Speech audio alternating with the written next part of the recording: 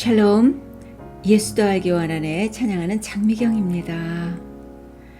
신정범 목사님의 글입니다.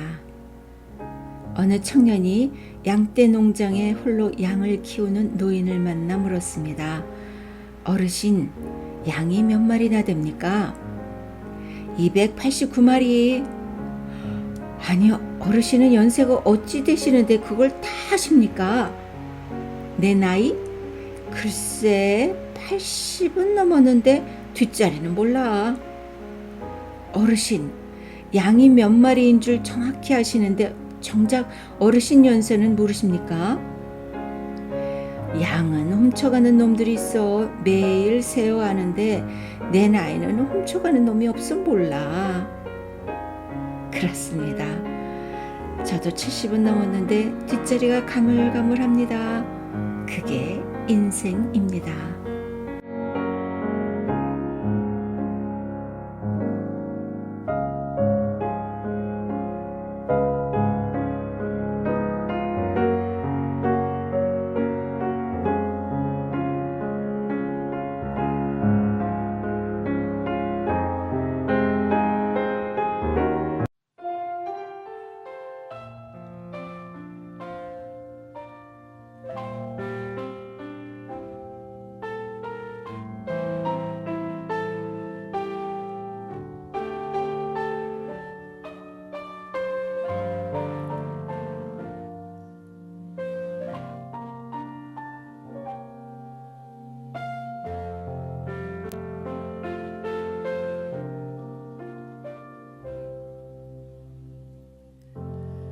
나의 눈가에 주름이 지고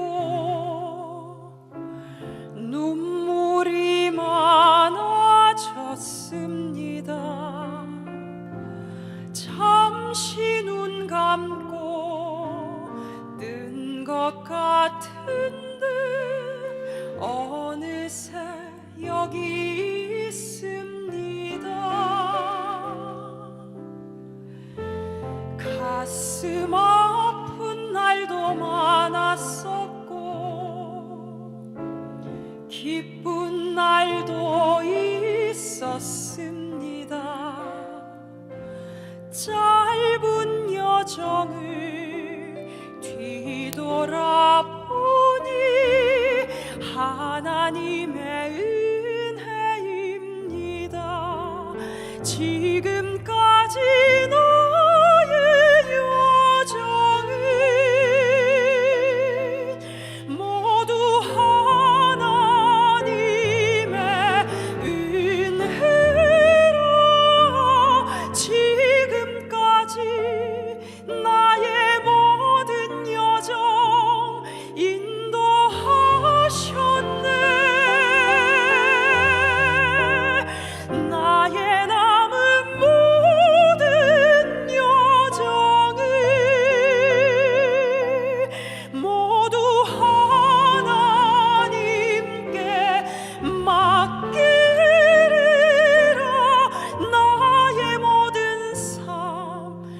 마치는 날까지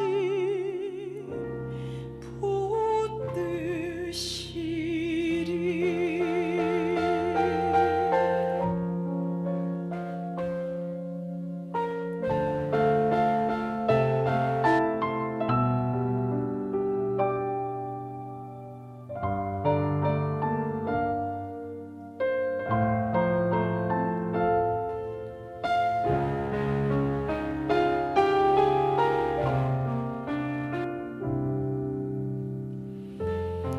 가슴 아픈 날도 많았었고 기쁜 날도 있었습니다. 짧은 여정을 뒤돌아보니 하나님의 은혜입니다. 지금까지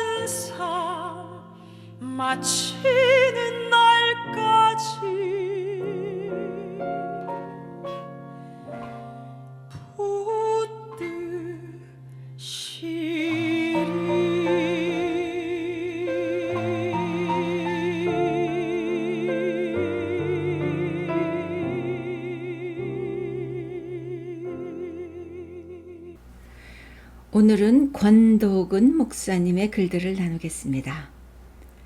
유두고의 살아남이 큰 위로가 된 이유.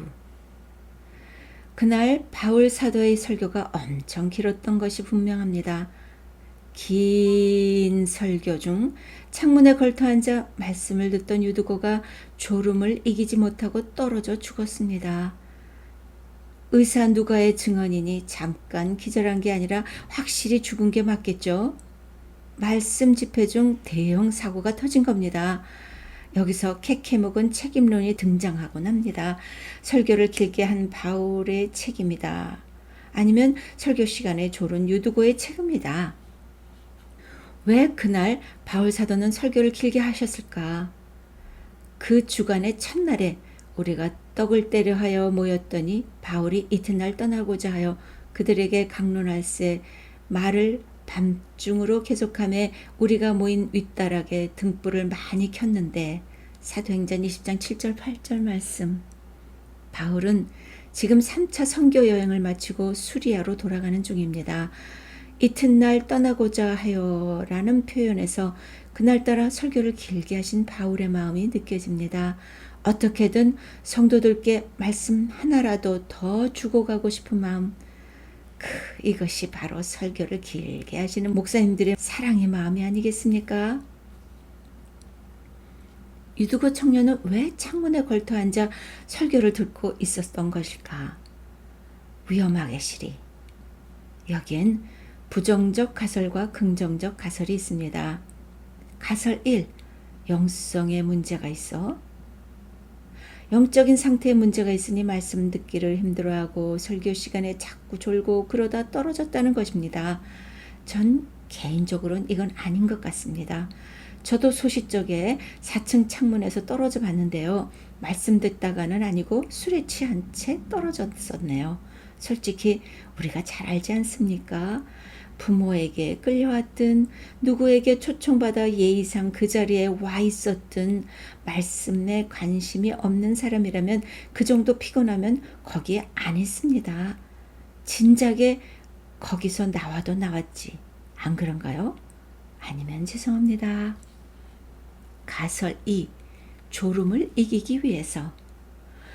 유두고란 이름은 행운, 다행이란 뜻으로 당시 노예 종들의 이름이었다고 합니다. 그런데 이것이 얼마나 객관적인 사실인지는 잘 모르겠습니다. 무릇 그것이 사실이라면 유두고는 저녁 집회에 참여할 수 있을 정도의 자유는 있었던 것 같네요. 잠시 노예, 종인 유두고의 하루 일과를 상상해보면 그는 분명 새벽부터 일찍 일어나 주인의 집을 위해 하루 종일 고된 일과를 보냈을 것이 분명합니다. 그리고 지칠 대로 지친 피곤한 몸을 이끌고 사도 바울의 그곳에서의 마지막 날 집회에 참석한 것입니다. 그러니 설교가 밤이 깊도록 길어지면서 유두고 청년이 얼마나 고단했을지 쉽게 상상이 가죠.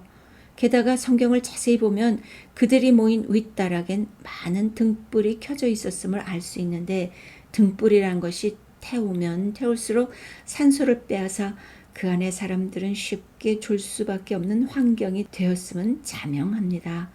그래서 청년 유두고는 졸음을 이겨보려고 그래도 신선한 공기가 통하는 창가로 나갔던 것 같습니다.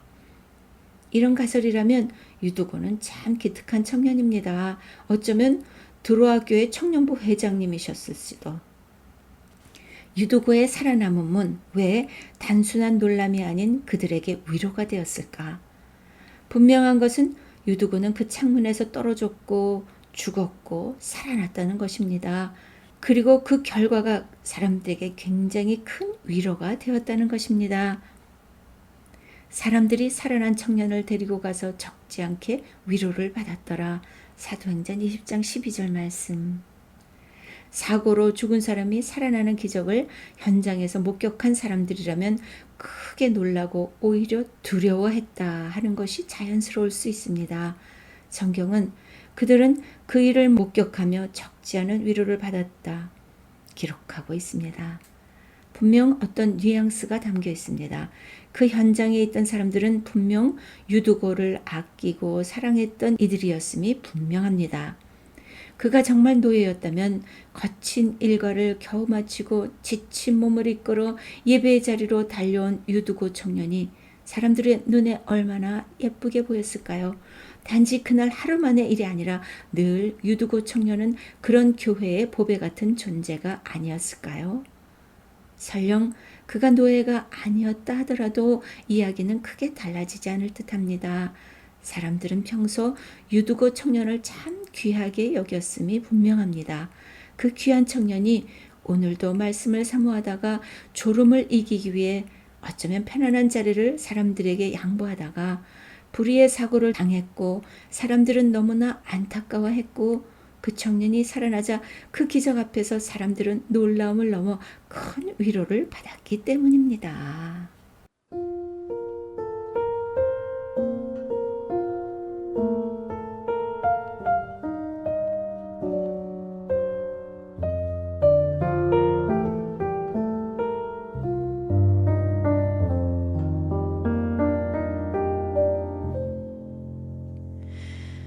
가만히 생각해 보네.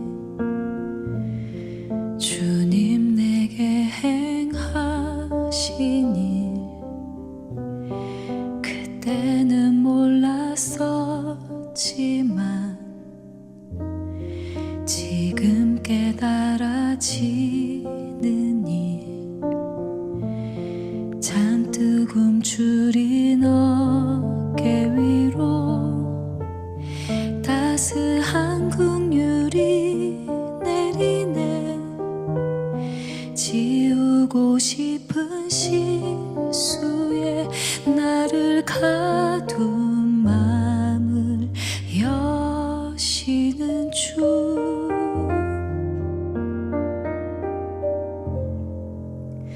가만히 생각해 보네. 주님 내게 행하신 일, 그때는 몰랐었지만 지금 깨달아지는 일, 상처투성이 내 마음에 뜨거운 눈물이 내리네. 멈추고 싶은 나의 삶 다시 살게 하는 그 사랑, 셀 수도 없는 은혜로 내 어두운 삶을 늘 밝혀주셨지. 깨닫지 못한 순간에도 늘 반짝였던 나의 삶, 밤하늘 가득 별들을 올려다보면 느끼네. 시간이 흐르고 흘러 그 은혜를 알게 됐네.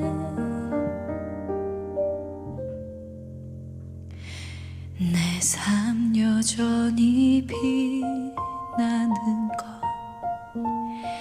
내 안에 사는 빛 때문에. 그 빛이 모든 어둠을 물리치기 때문에. 그 빛이 모든 어둠을 물리치기 때문에.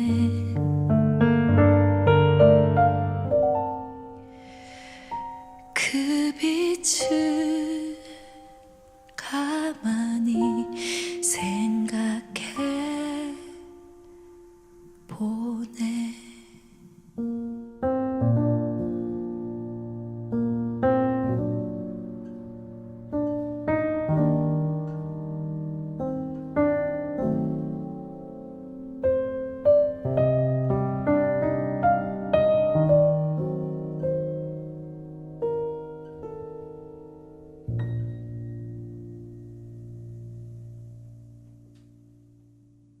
어린아이들이 길을 잃어버릴까봐.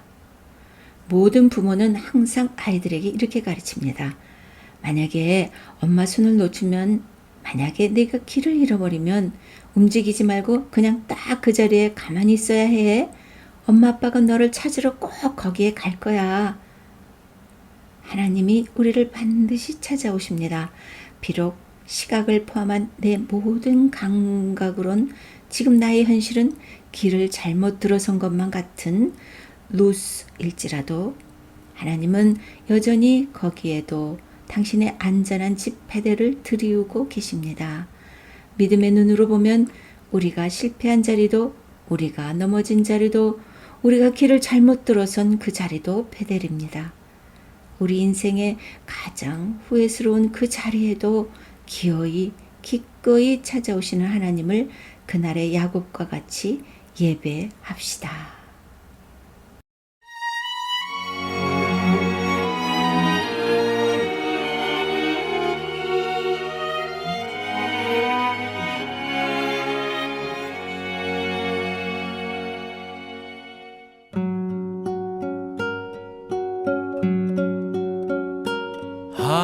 하나님은 너를 지키시는 자, 너의 우편에 그늘 되시니 낮의 해와 밤의 달도 너를 잊지 못하리. 하나님은 너를 지키시는 자, 너의 환난을 면케하시리. 그가 너를 도우시리라. 너의 출입을 지키시리라. 눈을 들어 산을 보아라. 너의 도움 어디서 오나. 천지 지으신 너를 만드신 여호와께로다. 천지 지으신 너를 만드신 여호와께로다.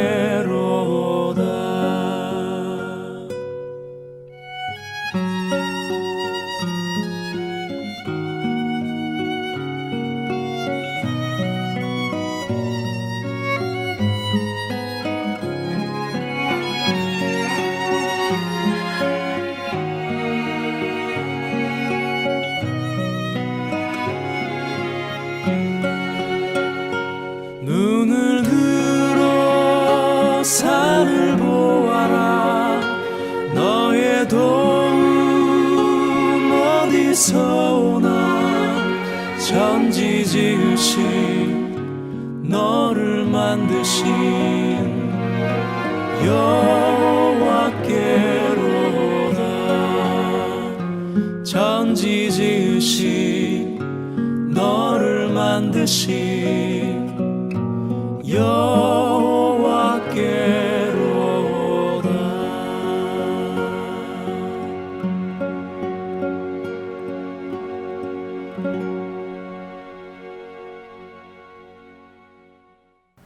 모두의 해방일지를 위하여. 역사학자 요한 호이칭가는 인간을 유희하는 인간이라고 정의한 바 있습니다. 놀이야말로 인간의 원초적 욕구와 갈망을 담고 있다는 뜻이겠죠. 가장 원시적인 놀이이자 거의 모든 나라, 모든 민족이 공유하는 놀이가 있습니다. 술래잡기입니다. 설마 헷갈리시는 분들을 위해서 말씀드리면, 술래잡기는 술래를 잡는 놀이가 아니라 술래가 잡는 놀이입니다. 사실 하루아침에 글로벌 떡상한 무궁화꽃이 피었습니다도 술래잡기의 응용놀이입니다. 술래가 사람들을 잡는 놀이, 그리고 생존한 사람들은 술래에게서 붙잡힌 사람들을 해방시켜주는 놀이, 그것이 술래잡기입니다. 술래잡기와 같은 놀이의 핵심 모티브는 해방입니다. 술래에게 묶여있는 친구들의 손가락 사슬을 끊어주던가, 땡 하며 몸을 터치해 주던가 무릇 자기 목숨 걸고 술래에게 잡힌 친구들을 풀어주어야 합니다. 그것이 게임의 룰입니다. 살아남은 아이들에겐 자연스럽게 구원의 사명이 부여되는 것입니다. 그런데 자긴 살아남았다고 구원의 사명을 저버리고 혼자 신나게 집에 가버리면 놀이는 망치게 되고 다음부턴 개랑은 안 놉니다. 아버지만 해방일지를 쓰고 싶은 것이 아닙니다. 엄마도 누나도 오빠도 옆집 아저씨도 해방일지를 갈망합니다. 해방의 다른 말은 자유입니다. 그 어느 때보다 해방을 갈망하는 이 시대를 가득 채운 메시지는 주식이 너희를 자유케 하리라, 부동산이 너희를 자유케 하리라입니다. 성경은 분명 진리만이 우리를 자유케 한다 했는데 말입니다. 사도행전 16장을 보면 악령에 사로잡힌 점치던 한 여종이 나옵니다. 바울은 예수 그리스도의 이름으로 그녀를 악령으로부터 해방시켜 줍니다. 진리가 그녀를 자유케 한 것입니다. 그런데 그 여종의 주인들은 그 일 때문에 심히 분노합니다. 여종의 해방은 곧 자신들의 수익이 끊어졌음을 의미했기 때문입니다. 그들에게 한 사람의 해방, 자유, 구원보다 돈이 훨씬 더 중요했습니다. 그들이야말로 돈, 탐욕이란 가장 끔찍한 악령에 붙들려 있었던 것이죠. 근래에 우리 사회에 벌어진 일련의 사건들을 접하며 저는 우리가 사는 이 세상은 분노, 두려움, 낙담, 탐욕이라는 악령에 꽉 붙들려 있음을 더욱 확신하게 되었습니다. 이런 끔찍한 세상 속에서 사람들은 여기저기서 우리에게 해방이 필요하다 아우성치고 있습니다. 네, 세상은 분명 구원을 갈망합니다. 온갖 악령이란 순례에 붙들려 해방을, 자유를, 구원을 기다리고 있는 이 세상에 가장 필요한 것은 오직 길이요, 진리요, 생명이신 예수 그리스도이십니다. 먼저 자유케 된 우리에겐 묶인 자를 풀어주어야 할 사명이 부여되었습니다. 나 자유 얻었네, 너 자유 얻었네, 우리 자유 얻었네. 신나게 노래하며 나만의 해방을 혹은 우리만의 해방을 축하하고 끝날 일이 결코 아닙니다. 모두의 해방일지를 위해 우리는 부름받고 있습니다.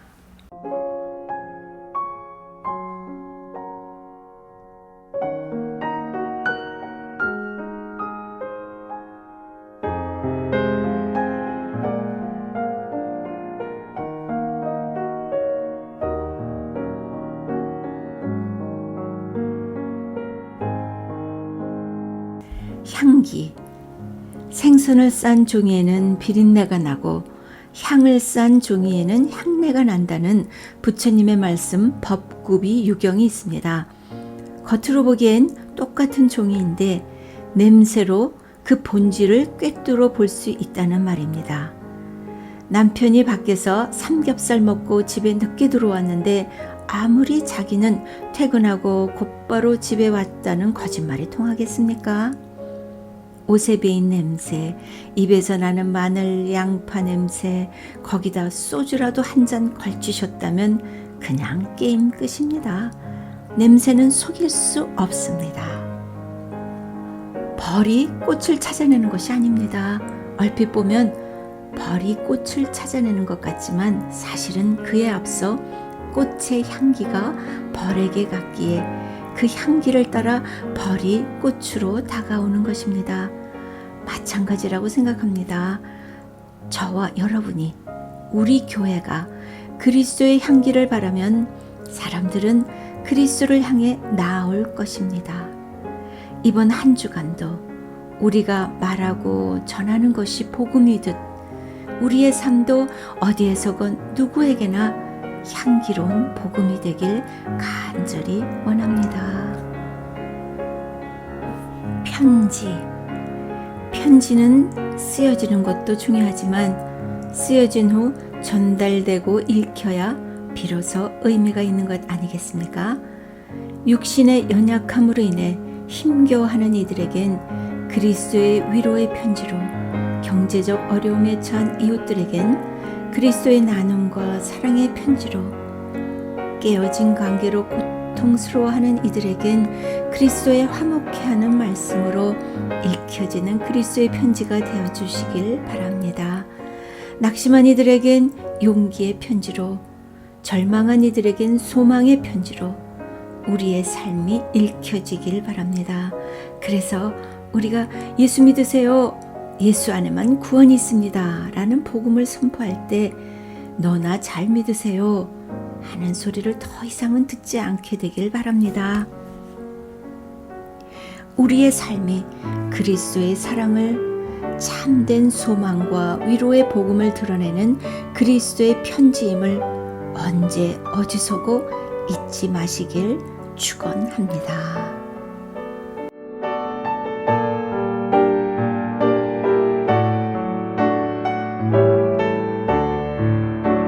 예수도 알기 원하는 제작진에게 찬양하는 장미경이었습니다. 다음 주에 만나요. 샬롬.